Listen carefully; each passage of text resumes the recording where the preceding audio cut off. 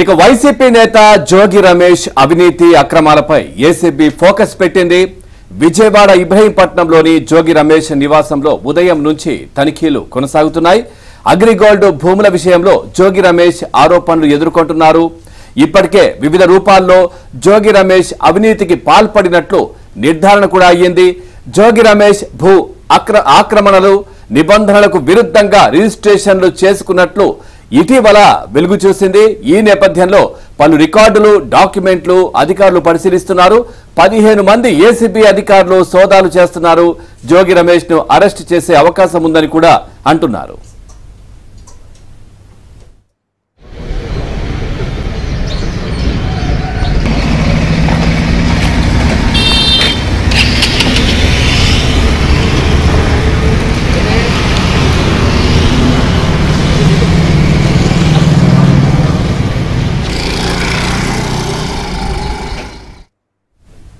YCP నేత జోగి రమేష్ అవినీతి అక్రమాలపై ACB focus పెట్టింది. విజయవాడ ఇబ్రహీంపట్నంలోని జోగి రమేష్ నివాసంలో ఉదయం నుంచి తనిఖీలు కూడా కొనసాగుతున్నాయి. అగ్రిగోల్డ్ భూముల విషయంలో జోగి రమేష్ ఆరోపణలు కూడా ఎదుర్కొంటా ఉన్నారు. దీనికి సంబంధించి 15 మంది ఏసీబీ అధికారులు కూడా సోదాలు చేస్తున్నట్టుగా తెలుస్తోంది. ఇక జోగి రమేష్ నివాసం దగ్గర నుంచి, ఇబ్రహీంపట్నం దగ్గర నుంచి మరింత సమాచారం మా కరెస్పాండెంట్ ప్రసాద్ లైవ్ లో అందిస్తారు. ప్రసాద్, పూర్తి డీటెయిల్స్ ఏంటి సోదాలకు సంబంధించి? పవన్ మాజీ మంత్రి పెడన మాజీ ఎమ్మెల్యే వైసీపీ నేత జోగి రమేష్ నివాసంలో ఈరోజు తెల్లవారుజాము నుంచి కూడా 15 మంది ఏసీబీ అధికారుల బృందం తనిఖీలు చేస్తూ ఉంది. ప్రధానంగా ఇటీవల ఆయన మంత్రి హోదాలో ఉన్నప్పుడు కొన్ని అక్రమాలు చేసినట్టు పాల్పడినట్టు కూడా ఆరోపణలు వెళ్తూ వీటిపై సంబంధించి కేసు నమోదు కావడంతో ఏసీబీ అధికారులు పూర్తిస్థాయిలో విచారణ చేశారు. వీటిలో కొన్ని వాస్తవం ప్రధానంగా ఆ భూ ఆక్రమణకు సంబంధించి ఆయన పాత్రతో పాటు ఆయన కుటుంబ సభ్యుల పాత్ర ఉందని కూడా నిర్ధారించిన నేపథ్యంలో దీన్ని నిర్ధారించుకునేందుకే ఈ నేపథ్యంలో ఉదయం నుంచి కూడా తనిఖీలు చేసినట్టు కూడా తెలుస్తోంది. ప్రస్తుతం మనం జోగి రమేష్ నివాసం వద్ద ఉన్నాము. ఈ ప్రస్తుతం ఇబ్రహీంపట్నంలో ఉన్న జోగి రమేష్ నివాసం ఇది.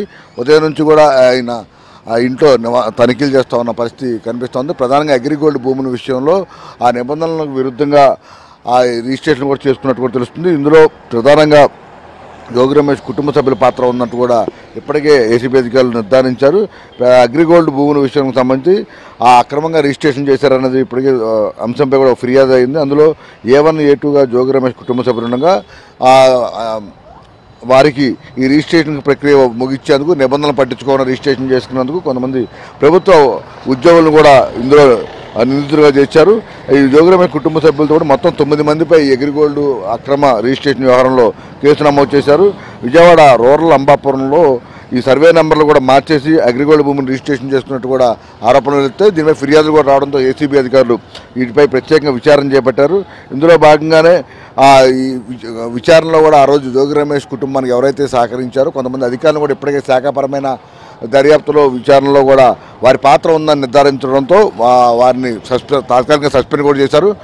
వారిపై కేసులు కూడా నమోదు చేశారు. ఇప్పుడు జోగి రమేష్ కుటుంబ సభ్యులు ఎంత మేరకు అక్రమాలకు పాల్పడ్డారనే అంశంపై కూడా విచారణ అయితే కొనసాగుతుంది. దీనికి సంబంధించి ఏసీబీ అధికారులు లోపల 15 మంది బృందం పూర్తిస్థాయిలో విచారణ చేస్తుంది. జోగి రమేష్ కూడా ఆయన నివాసంలోనే ఉన్నారు.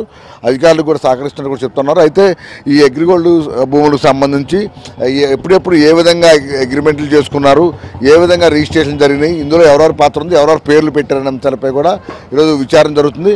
సిఐడి ఏసీబీ అధికారులు ఏదైతే దర్యాప్తులో వారికి కొన్ని వాస్తవాలు, కొన్ని ప్రూఫ్లు లభించాయో వాటిని నిర్ధారించుకునేందుకు ఇంట్లో కూడా కీలక డాక్యుమెంట్లు కూడా రెండింటిని పరిశీలిస్తూ ఉన్నారు.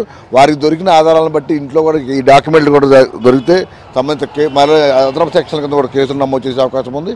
ప్రస్తుతం జోగి రమేష్ కుటుంబ సభ్యులు కూడా ఉన్నారు. ప్రధానంగా జోగి రమేష్తో పాటు అతని బాబాయి అలాగే కుమారుడు రాజు పేర్లు కూడా ఈ అగ్రిగోల్డ్ భూముల వ్యవహారంలో వారి పేర్లు కూడా పెట్టినట్టు తెలుస్తూ ఉంది. ఈ నేపథ్యంలో ప్రధానంగా ఈ మొత్తం వ్యవహారం సంబంధించి దాదాపు 4 రోజులుగా చర్చ కూడా నడుస్తూ ఉంది. ఏబిఎన్ ఆంధ్రజ్యోతిలో ప్రతి ఎత్తున కథనాలు కూడా వచ్చిన నేపథ్యంలో వీటిపై పూర్తిస్థాయిలో దర్యాప్తు అయితే కొనసాగుతుంది. ప్రస్తుతానికైతే ఇక్కడ ఏసీబీ అధికారులు లోపల ఉన్నారు. బయట మాత్రం కేవలం మీడియా మాత్రమే ఉంది.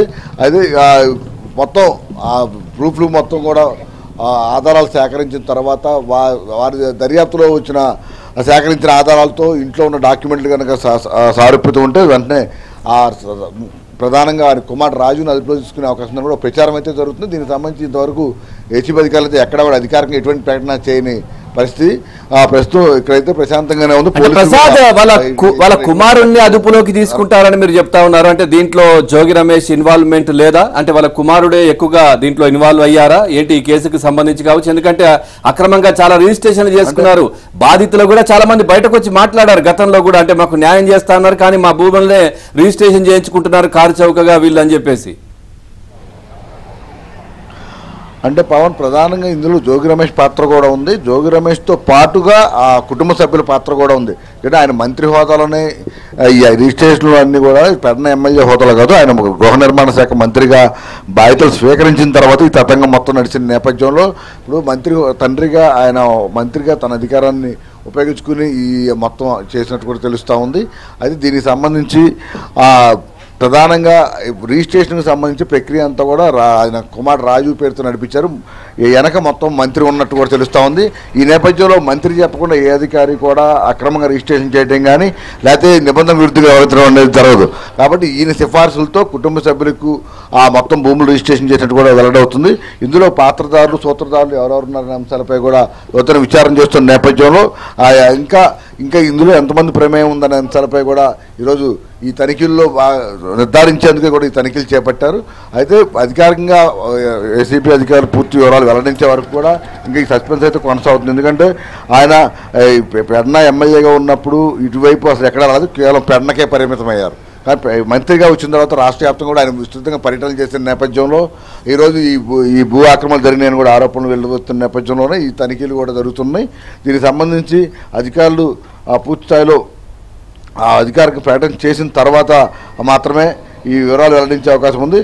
ప్రస్తుతానికైతే ఇక్కడ ప్రధానంగా మాజీ మంత్రి జోగి రమేష్ తో పాటు ప్రసాద్ మీరు చెప్తున్నట్టుగా అగ్రిగోల్డ్ వ్యవహారమే కాకుండా ఆయనకు నిర్వర్తించినటువంటి శాఖకు సంబంధించినటువంటి దాంట్లో కూడా చాలా అవినీతి జరిగింది అనే ఆరోపణలు వచ్చాయి. పూర్తిగా అగ్రిగోల్డే కాకుండా ఆ అంశాలు కూడా బయటకు వచ్చే అవకాశాలు ఉన్నట్టుగా తెలుస్తా ఉంది. ఎందుకంటే ఇప్పుడు పక్కా ఆధారాలతో ఇంట్లో ఏం దొరుకుతుందా డాక్యుమెంట్లు ఏంటో కానీ పక్కా ఆధారాలతో అధికారులు మాత్రం వాళ్ళ ఇంటికి వెళ్ళినట్టుగా తెలుస్తోంది. నిజమేనా?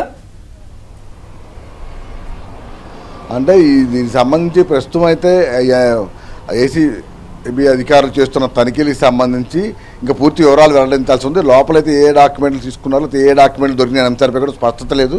ప్రస్తుతానికైతే అధికారికంగా వారు ఎటువంటి వివరాలు వెల్లడించిన నేపథ్యంలో ప్రస్తుతం ఆ భూ ఆక్రమణలు కావచ్చు లేకపోతే మంత్రి హోదాలో ఇతర అవకతవకలు జరిగిన అంశాలపై కూడా ప్రస్తుతం విచారణ మాత్రమే కొనసాగుతుంది. ఈ నేపథ్యంలో వారు అధికారికంగా ఏ అంశాలపై ఎట్లా స్పందిస్తారు అంశాలపై కూడా మనకు తెలియాల్సి ఉంది. అయితే ఆ గృహ నిర్మాణ శాఖ మంత్రిగా పనిచేసిన నేపథ్యంలోనే ఈ అగ్రిగోల్డ్ భూములతో పాటు మంత్రి హోదాలో కూడా ఏమన్నా ఇతర నిబంధనలకు విరుద్ధంగా వ్యవహరించిన అంశాలపై కూడా వాళ్ళు డాక్యుమెంట్లు కూడా పరిశీలిస్తున్నారు. ఆ పరిశీలించిన తర్వాత అటువంటి ఏమన్నా దొరికితే దానికి సంబంధించి కూడా కేసులు నమోదు చేసే అవకాశం ఉంది. ప్రస్తుతానికైతే అధికారికంగా ఏసీబీ అధికారులు వీటికి సంబంధించి పూర్తి వివరాలు తనిఖీలు పూర్తయితే కానీ ఆ వివరాలు వెల్లడించలేమని అయితే చెప్తా ఉన్నారు. ఇక ప్రస్తుతం మనం చూస్తాం కేవలం అగ్రిగోల్డ్ గత కొన్ని రోజులుగా అగ్రిగోల్డ్ వ్యవహారం మాత్రం పెద్ద ఎత్తున ప్రచారం జరుగుతుంది. రాష్ట్ర వ్యాప్తంగా చర్చనీయాంశంగా మారింది. అందులో జోగి రమేష్ కుటుంబ సభ్యుల పాత్ర ఉందని కూడా పెద్ద ఎత్తున ఆరోపణలు వచ్చిన నేపథ్యంలో ఈరోజు ఈ తనిఖీలు జరుగుతున్నట్టు కూడా చెప్తా ఉన్నారు. దీంతో మరోవైపు ఈ తనిఖీల విషయం తెలుసుకున్న చాలామంది జోగి రమేష్ అభిమానులు కుటుంబ సభ్యులు కూడా ఆ నివాసం వద్ద చేరుకుంటున్నారు. ఏం జరుగుతుందని కూడా ఆసక్తిగా ఎదురు చూస్తున్న పరిస్థితి కనిపిస్తూ ఉంది. ప్రస్తుతం ఇక్కడ మనం ఈ నివాసం వద్ద అయితే ఆ అధికారులు చాలామంది వస్తున్నారు. వారందరూ కూడా లోపలికి కూడా రానివ్వకుండా బయట నిలబెడతా ఉన్న పరిస్థితి. అదేవిధంగా మంత్రిగా ఉన్న సమయంలో కూడా ఇంకా ఇతర సంబంధించిన డాక్యుమెంట్ లోపల ఏ డాక్యుమెంట్లు దొరికినా కూడా ఆ డాక్యుమెంట్కి సంబంధించి ఆ మాజీ మంత్రి జోగి రమేష్ని ప్రశ్నిస్తూ ఉన్న పరిస్థితి. దానికి సంబంధించి ఆయన చెప్పే జవాబులను బట్టి కూడా వారు ఒక నిర్ధారణకు వచ్చే అవకాశం ఉందని కూడా చెప్తా ఉన్నారు. అదేవిధంగా ఇక్కడ ఈ మొత్తం వ్యవహారానికి సంబంధించి ఏం జరుగుతుందని కూడా అందరూ ఆసక్తిగా ఎదురు చూస్తూ ఉన్నారు. సార్ చెప్పండి, అంటే ఎలా చూస్తారు దాడులకు సంబంధించి రాజకీయ పరం అనుకుంటున్నారా సార్? చెప్పండి, అంటే చూస్తున్నారు ఈరోజు అగ్రిగోల్డ్కి సంబంధించి కొత్త మీరు కూడా చూస్తున్నారు పేపర్. అగ్రిగోల్డ్ అనేది కాదు అసలు ఇక్కడికి వచ్చింది, దేనికి వచ్చారు, ఎందుకు వచ్చింది, ఆయన్ని ఎంక్వైరీ చేస్తున్నారు అనేది ఎవరికి ఇంతవరకు తెలియదు. కుటుంబ సభ్యులను లోపలికి పోనిట్లేదు, బయటికి రానియకుండా ఈ విధమైన నిర్బంధం ఉంచటం అనేది చట్టరీత్యా నేరం అని మీరు అనుకుంటున్నారు. ఏదో కావాలని ఒక బీసీ నాయకుడిని ఈ విధమైన నిర్బంధించి ఈ విధంగా చేయటం అనేది చాలా దారుణం. ఇది కరెక్ట్ కాదు. గవర్నమెంట్కి ఇది రేపొద్దున చాలా ఇది చేసుకుంటాడు. అని ఇప్పుడు మీరు వెళ్ళారు కదా సార్, మీరు అందరూ వెళ్ళారు అని లోపలికి ఎవరిని రానిట్లా ఆయనతో మాట్లాడటానికి ఆయనకి ఫోనే లేకుండా చేశారు. ఏదో ఆయన చర్య కరెక్ట్ కాదు. మాట్లాడినవారు కదా ప్రసాద్, అంటే అక్కడ సర్చ్ జరుగుతున్నప్పుడు వేరే వాళ్ళని ఎందుకు అలౌ చేస్తారు? చెప్పండి. ఇప్పుడు తనిఖీలు జరుగుతుంది, అగ్రిగోల్డ్కి సంబంధించి జోగి రమేష్ గారి మీద ఆరోపణలు వచ్చాయి. ఒక్క నిమిషం సార్, ఆరోపణలు ప్రత్యారోపణలు రాజకీయాలు సహజంగా జరుగుతాయి. దుర్మార్గమైన చర్య ఏంటంటే, ఒక సామాన్యమైన బీసీ నాయకుడు ప్రజల మధ్యలో తిరిగే మనిషిని ఇంత దారుణంగా నిర్బంధించి ఈ 3 ఫ్లోర్లు మొత్తం పోలీసు వ్యవస్థను పెట్టి సివిల్ డ్రెస్లో తీసుకొచ్చి ఉదయం 5 గంటల నుంచి ఏకధాటిగా ఏ కార్యకర్త వచ్చినా నిర్లక్ష్యంగా సమాధానం చెబుతూ ఏం జరుగుతుందో కూడా మాకు తెలియని పరిస్థితి తీసుకొచ్చారు. నేను ఒకటే చెప్తున్నా సార్, ప్రజాస్వామ్యంలో ఇవి తగునా చేయండి, తప్పులు ఏమైనా చేస్తుంటే అరెస్ట్ చేసుకోవచ్చు.